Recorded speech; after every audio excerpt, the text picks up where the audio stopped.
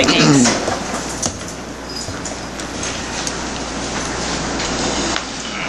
And now we have the 2012-2013 preliminary district budget presentation and staffing changes.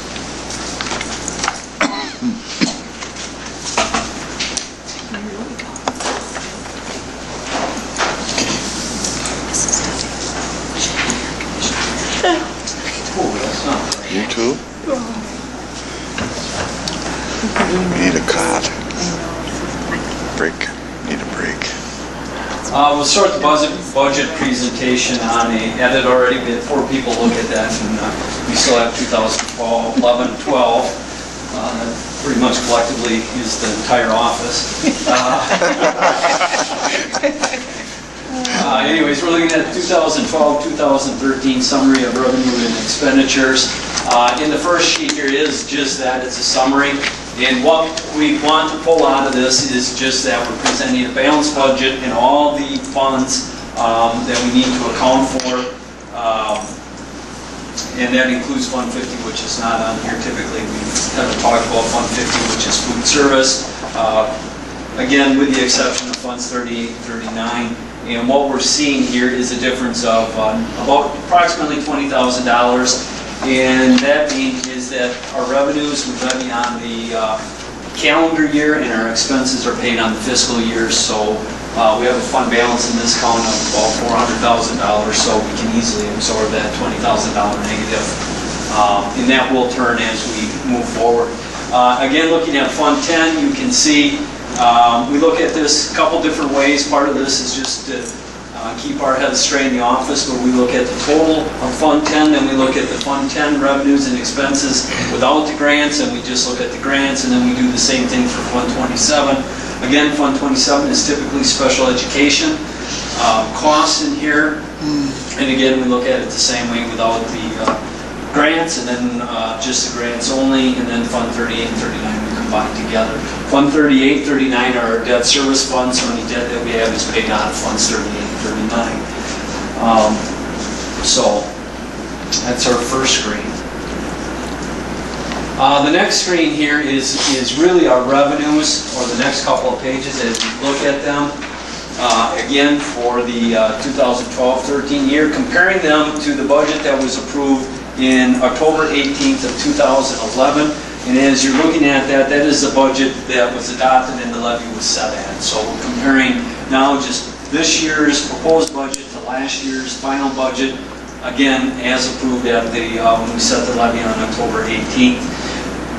This isn't a true comparison to actuals, but it is a comparison to budget, so I just want to show that. And a couple things that I want to point out is look at the highlighted areas. If you're looking at this, I didn't make color copies, so you'll just have to look at the dark and gray areas as we're looking at this. And first thing that sticks out is the potential for the property taxes is to increase about 13.8%. And that, I would emphasize, is based on an estimate that we don't have yet. So we're looking at using a model. The Baird model is estimating the taxes there. So we'll just have to wait and see on July 1st if that's truly going to be the case. And what that means is we're getting less state aid. And that's the result of a couple different things. We lost about 80 students last year. So when you look at the school funding formula and the equalized aid, and we're looking at shared costs, all that together makes us look more property rich. Because we have less students, our equalized values increased, even though slightly they did increase. So that alone affected or contributed to about $400,000 in loss of state aid just in that little area there. And then, you know, to really look into the funding formula there is a pretty complicated thing, and I would have to, you know, my best guess, and this is after talking to a few people, it's just a result of the funding formula and the changes to it. We're a highly aided district. In the past, we've gotten aided at about anywhere from 65 to 70 cents on the dollar collectively, and that's being reduced to about 58%. You know, we took a 10% decrease in state aid, and there were no dollars put to that. So my point is 58%, when you're getting aided at 58%, that's a lot different than if you're getting aided at 30 or 45. So when they talk about the decrease in state funding, that's an aggregate number. That's not a 10% reduction on Toma, 10% reduction on Sparta. It's a 10% of the total dollars allocated to school districts in the state funding formula. So when you run those numbers, it's going to affect a highly aided district more so than a lower aided school district. So that's what we're looking at. So, again, best guess, hopefully it's not right, but I'm not overly optimistic, so we're just going to have to wait until July 1st to see what that looks like. And then as we move down through the screens, again, I'm just focusing on the bigger numbers here. Open enrollment, we'll talk more about open enrollment when we look at expenses, but we're looking at increased revenues there. But keep in mind that there will be a corresponding decrease, in front of the camera here, a corresponding decrease in the, or increase in expenses along with the increase in the revenues. And then again, you can see the equalization aid, a decrease of about 1.1 to $1.2 million there. Last year, they like to give us one-time monies, which really mess with budgets. I don't care for one-times money a whole lot. It's nice for 1 year, makes you feel good, but then you know what's going on the following year. It just means you're trying to avoid that funding cliff every year. So I guess if that's the way we need to live to get through the next 4 or 5 years, I guess we'll have to do that. But they make it a lot more difficult to budget and look at things going forward. And one of those was about $28,000 we received in one-time aid from the state of Wisconsin. Special projects grant. Last year we got this Native American language grant for $10,000. We just did not realize the full potential of that until the levy was set. So we're showing that as not a budget item last year, but we did receive the money. Again, we did not receive it officially in time to put it in the budget. So we are showing that this year. Computer aid, a slight increase. Project lead, the way state grant, we're not receiving that anymore. Special project grants, that's really Title 2A. We're looking at our grants across the board at about a 9% decrease from our federal dollars, and you'll see that as we're, again, the expense side shows that a little bit better, but we're showing a decrease in federal aid in this account. And then as we're looking at Title I, we're showing about an $88,000 decrease. And then here's another one-time funding we got from the federal government for that jobs funding. We received this probably about 2 years ago, but chose to hang on to that money until last year because we knew we kind of had a cliff that we had to fill for the loss of the other loss of funding, which was the ARA funding, and of course this year is the loss of those dollars as well.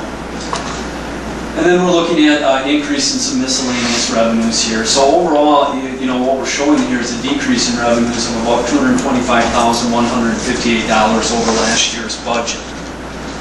So just for budgeting purposes, we're showing a decrease. And again, when we look at the expenses, it'll be very obvious where we were able to make that up, and obviously that was through the changes we made to the health insurances costs that we had there. And then again in Fund 27, our general fund transfer, again we talked about transfers from one fund to another fund, and this is from the general fund to Fund 10, dropped about $138,000, and again this is the savings that we had from insurance and WRS payments for support staff. Open enrollment, this is just a coding change. They do this from time to time. They had wanted us to code this in Fund 27. They're now saying it needs to go back into Fund 10. Handicap aid, again, dropped about $18,000. We'll see where that eventually ends up. Hopefully it'll be about the same. And then again, you're looking at another federal grant, which we call IDEA, and we're looking at about a $91,000 loss in IDEA grants. We're able to absorb a lot of these costs this year because we've carried over funds. In the Title I grant, we can carry over about 15% of those budgets on an annual basis of unspent dollars. IDA, there is no dollar amount that we have to look at. So we've carried over as much as we can in order to deal with issues that we don't know that are coming in. Now we're looking at why we've tried to do that. And again, it'll save us for 1 year. So that's really all that we can do there. Fund 29 is a federal grant we receive for Native American education. And that grant is up slightly, about $254 there.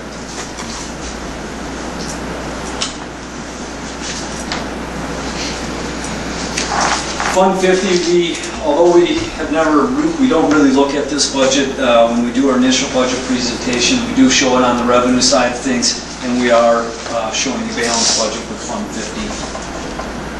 And if we go down and almost.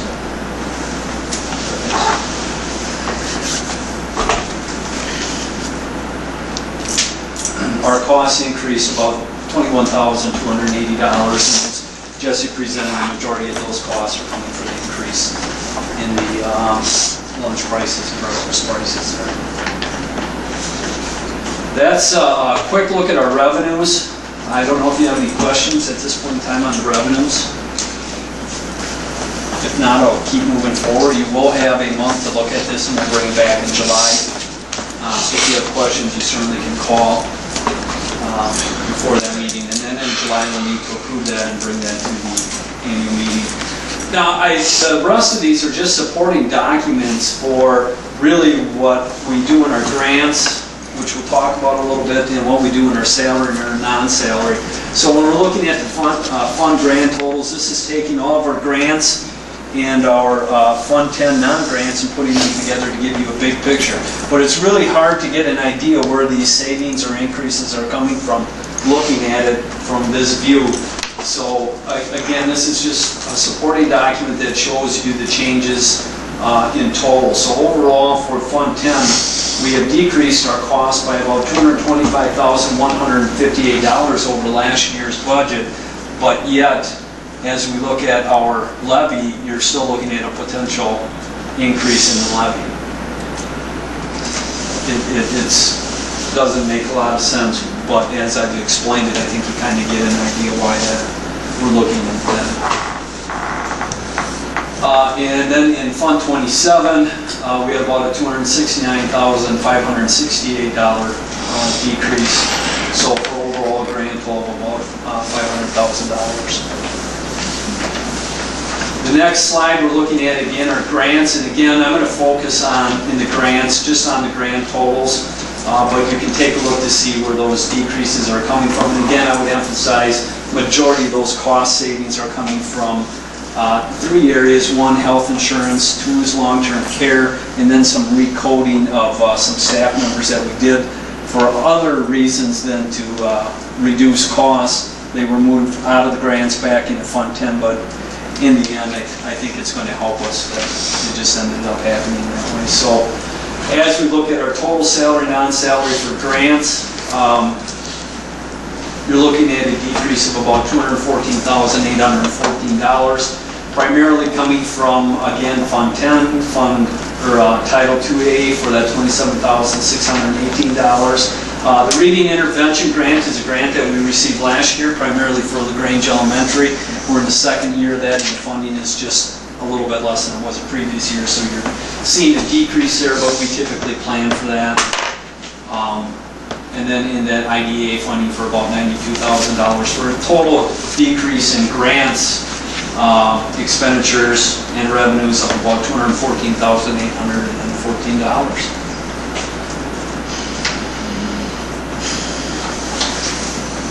When we're looking at the salary, non-salary totals, again, this isn't going to have a lot of meaning for you other than it's showing you the difference between the proposed 12-13, the 11-12 budget, and then showing you the difference between the two.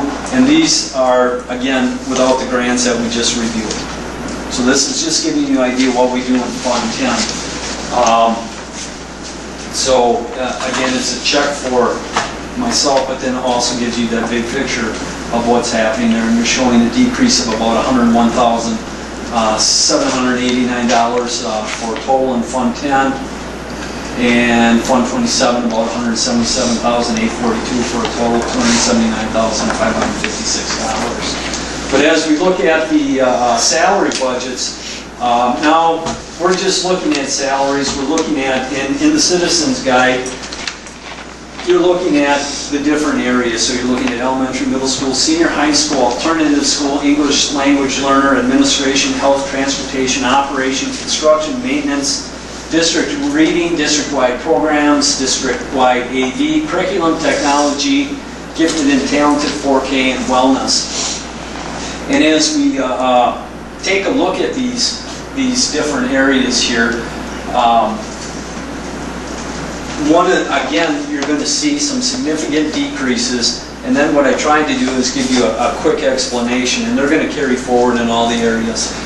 We do have savings, as we talked about back in January and February, between the retirement of a senior staff member and then replacing them with a new staff member. So we're seeing some savings there, again, on the insurances and then on the Wisconsin Retirement System payment for support staff, because we're only contributing half rather than, or 50% rather than 100% that we did change. And the reason why we're doing it this year is because this is the end of their contract on June 30th. So you're going to see that pretty consistent in all the areas where there's support staff. And then again, you can see in the middle school, insurance and WRS. And again, at the high school, there's an increase in dollars here because of the elimination of the jobs money and the insurance. And then you can follow, I guess, down with that. We're showing a decrease of about $67,328 in our maintenance. We had an electrician, and we chose not to replace that with an actual person. We're actually contracting that out, and that's working effectively for us. You know, that could come back, I'm not sure, but right now we're pretty satisfied with what we're doing. And then again, in technology, I had talked about moving from grant to Fund 10. This is why you're seeing the cost increase in technology, because we took it out of the grants, moved it into Fund 10. Now, then we found out we had a decrease in federal funding, so in the end, we probably would have had to do it regardless, but we had other reasons for doing that. So that's a little quick look at your salaries. Again, Fund 10, total decrease of $427,275. And then Fund 27, you're going to see a lot of the same things. We did recode 4 teachers from PBIS teachers from Fund 10 back into Fund 27. And part of that is because of the MOE, maintenance of effort, we've talked about, where you can spend less the previous year in Fund 27 than you are in the current year, and that was to try to avoid that. And again, we're comparing budget to budget. Our budget to actual will actually show that we're not going to have that problem next year. So, and then you can see the total, grand total reductions there in salary of about $565,382, which we knew coming into this year we had to do something about, and that's why we formed the Health Insurance Review Committee. Why we spent the year doing the things that we did was to lower those costs, and ultimately we did generate enough savings in order to present a balanced budget. You'll also take note that in this, the salaries, whether that's Fund 10, Fund 27, or Fund 50, we have built in a 2% increase for salaries, if you so choose to do that. I got to budget something. I don't want to put in 0 because I don't think that's going to happen, and I don't want to put in 5% or 3.8 that it used to be, or the CPI, which they're saying is 3.1.6%.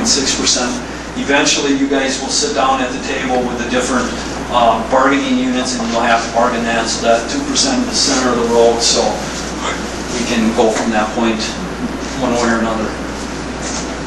But at least it gets us in the ballpark so that we don't have a problem after you do negotiate that.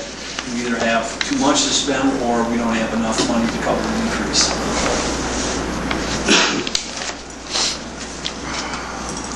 Turn the air down in here, we can save more money. Yeah, no kidding. We've been trying all night, sorry folks. Freeze. Cut the Move my electricity. finger. Out outside though. Yeah, open the So door. the last area that we want to look at again is the non-salary. We're going to focus really mainly on Fund 10. And again, I like to look at the big picture and then work back. You're seeing again, non-salary set up basically the same way that you would look at the salaries. When we talk about citizens guides, and this gives you at least a frame of reference of what we're spending in these areas. Because sometimes if you look at it this way, the DPI requires it. 250,000 means nothing to you. It means, to me, it's a function, and it's usually in support services or business services. So I got an idea what that means, but for most people, it means nothing. So this really gives you a good idea how the dollars are spent. And again, we're just looking at this in a little bit broader terms. You can see where the savings are, and you can see where the increased expenditures are. And then you can also see that in Fund 27. Very few non-salary costs in Fund 27 that are not paid or that are paid by the district. Most of those are taken out of the grants. And actually we reduced them by about $39,735, and that's a transfer of those open enrollment costs back to Fund 10. Alternative school, you're going to see a little arrow, and basically this is for me. And you're going to see this number here is connected to the number up top. It's just bringing that back down here, and it's reminding me to make sure that these two equal. If they don't equal, then I got to do work. So I went through them all, they better equal. If not, I guess I'll have to fix it, but they should equal. So a very limited increase in alternative school of about $359. English language learner, forgot the arrow, but there's no increase there. In administration, you're seeing an increase of approximately $29,000 there, and that's primarily coming from insurances. And we're going to look at those tonight, but I don't have those projections increases ready to break down, so we'll have to table that when we get to that. But I do have the dollar increases, and again, primarily those increases are coming from our insurances, which include unemployment compensation and workers' comp, which really are the real drivers behind insurance.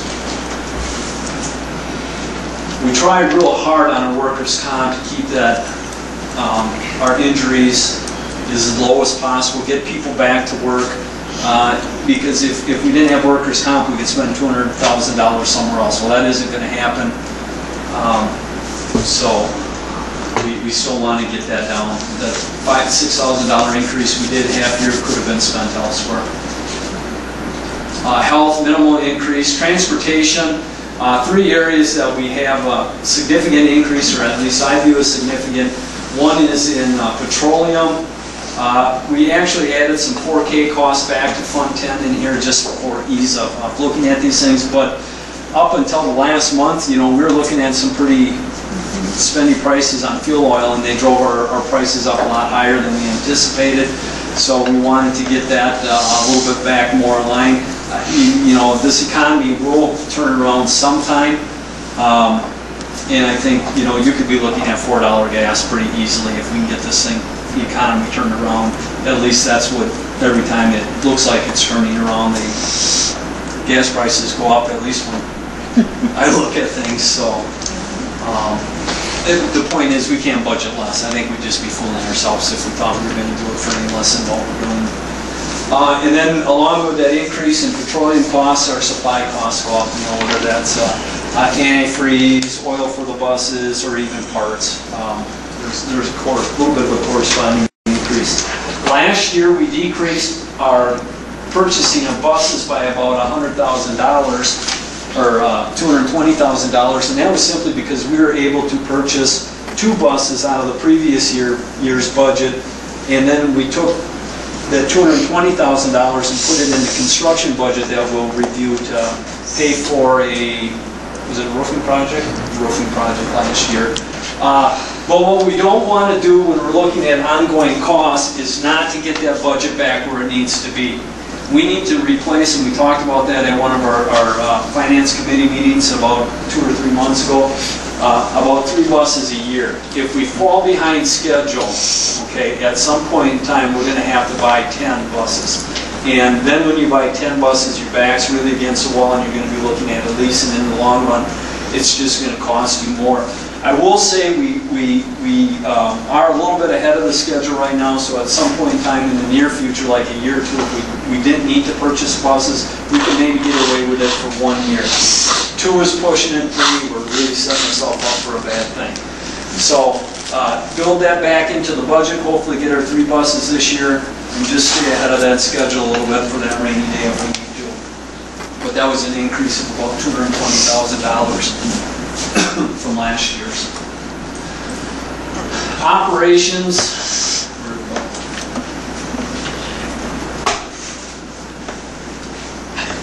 Our big drivers here are gas for heat. We got a budget of about $22,000, and then electricity of about $456,000. There's a 15% increase already built into the budgets over actual, so you know we can absorb a 15% increase on those 2 budgets. We had a great year this year. We saved a lot of money because of the warmer weather that we had. Now, if you would have looked at this the last 2 or 3 years historically, natural gas prices have actually went down. But if you look at what happened 3 years ago, we had warm winters and natural gas prices even kind of spiked up a little bit. I'm a little nervous about hitting that combination where your natural gas prices spike and then along with your a colder winter. So I think a 15% is okay. I think that'll do us just fine. Got to give kudos, other than tonight being a little bit cooler in here, to our energy management plan.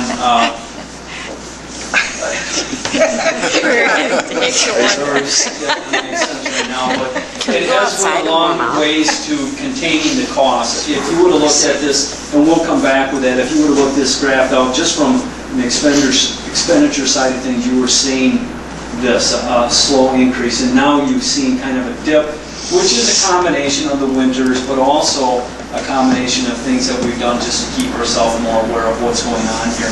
And now what we're seeing, we haven't moved the budgets for the last 2 or 3 years. That's a huge thing. A 5 or 10% increase on your utilities is pretty considerable.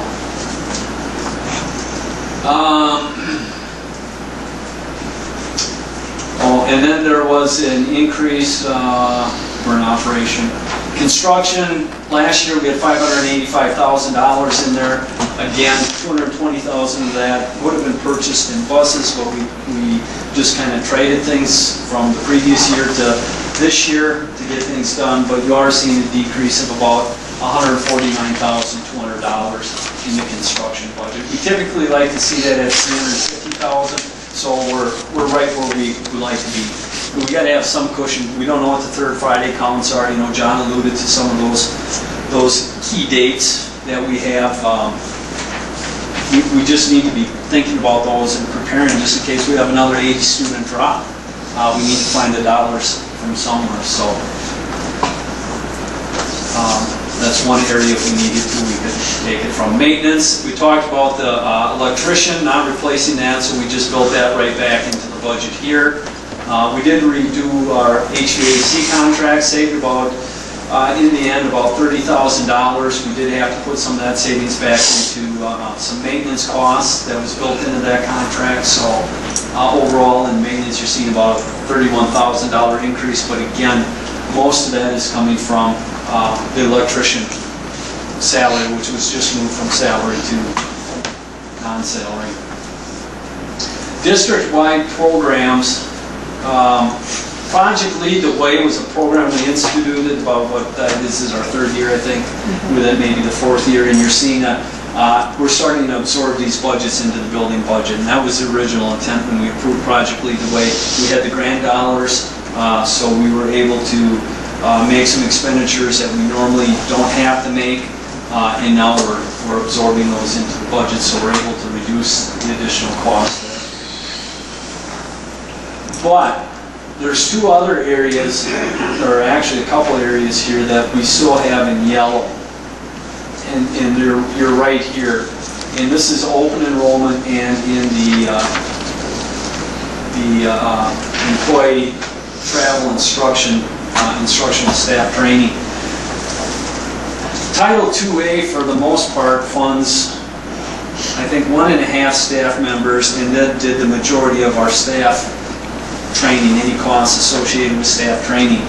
Because of that reduction, again, we had to reduce that budget, so we had to move that money into Fund 10. So you're seeing this budget increase of about $25,000 to cover, those costs from that grant. So those were dollars that were spent elsewhere that now, because of the reduction of the federal funds, meaning we have to find those dollars within our existing budget. Open enrollment, you're seeing a $280,000 increase. Now, if you look at an open enrollment right now, that's what you've approved and what other boards for kids going there have approved. So when we look at that number, that's worst case scenario. I know from past experience that that number drops anywhere from 150,000 or 50,000 to 150,000. We got new rules again this year. They allowed people to sign up past that, what was it, previous date, February 1st or thereabouts, end of February.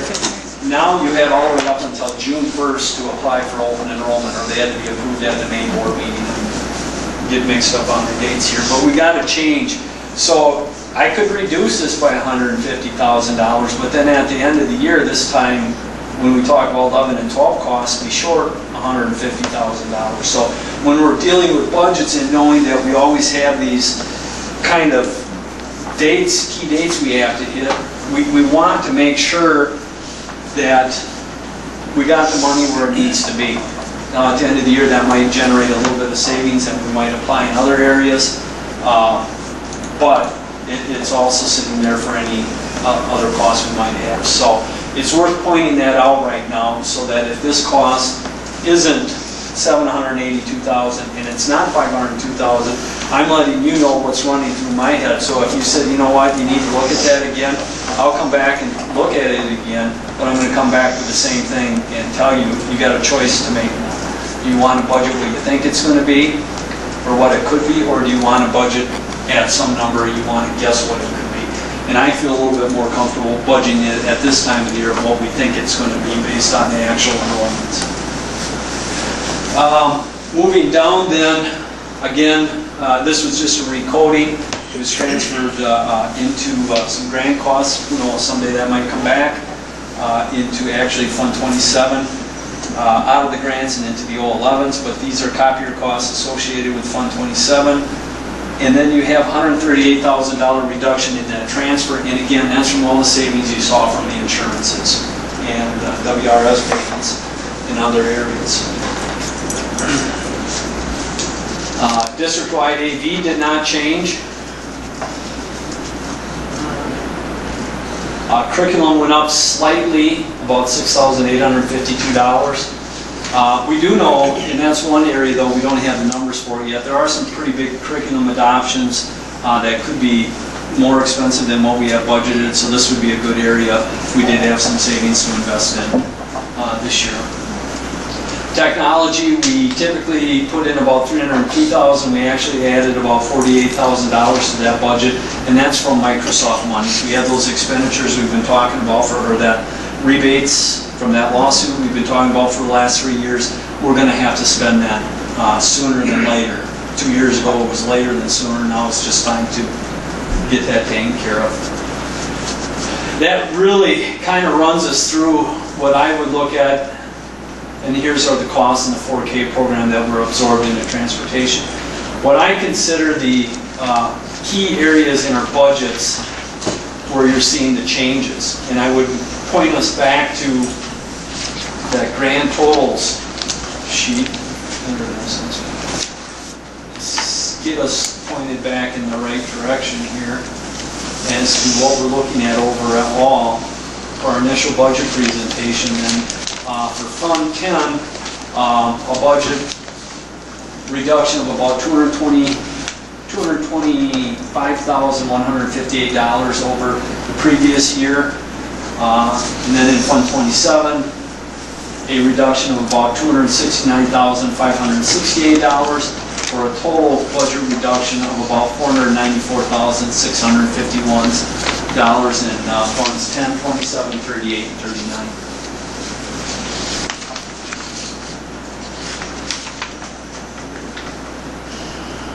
Questions?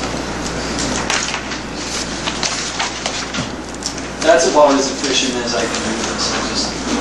There's a lot of information there. The revenue, just the basic assumption to calculate revenue, what did you use? Because we don't have the aid estimates. We use the Robert W. Baird budgeting model, and that model gives us losing people with the air conditioning right now. It's crazy. Stand up, take a break. My toes are cold. I'm sorry. They are. What was your question? The Robert W. Baird gives us that an estimate of what our equalization aid could be. Okay.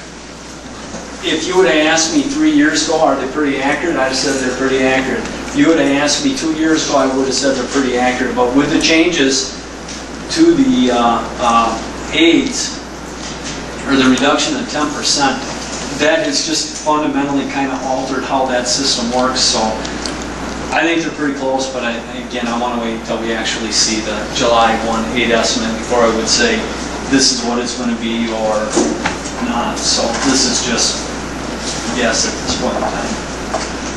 A guess at this point in time. You can wait till July 1st. Our best guess at this point in time. The other thing I guess that's worth noting, and Mrs. already has that up, we'll pull it down to the bottom, are changes to, and typically when we look at the preliminary budget and approve it, are staffing changes. Very briefly, at the Toma High School, there's a reduction of an EBD teacher up there. That is going down to the elementary. We've already talked about this and approved this change with that, basically... TLC, but the room with self-contained. Guidance counselor was reduced at the middle school, and that is now again a psychologist we're moving in there. And again, that's part of that whole MOE, maintenance of effort, trying to make sure that works out. District speech pathologist, very difficult area to find staffing in, and this reduction probably is attributed to the lack of being able to find somebody as much as it is anything. But it's also a reduction that we probably need to do regardless. And then you have the electrician on there from last year that's finally been taken care of. And then you can see some additions here that we've talked about. Again, the elementary, little additional time at Weigel. That probably could move from 2 to 4 hours, but that's not a budget buster. And then at Timber Pup's 4K secretary time. If you look at the enrollment there versus what we have at Camp Douglas or Oakdale, they have more students in either one of those schools, so they've been struggling all year. We've kind of put a Band-Aid on that to make that work.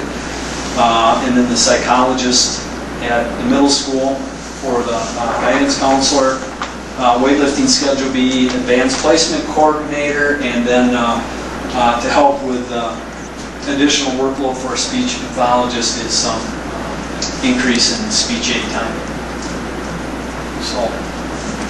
You skipped the technology integration. Should I? Oh, I'm sorry. And a technology integration specialist. I think if you slide the screen over, even with those changes, you're still looking at a reduction of about $40,670.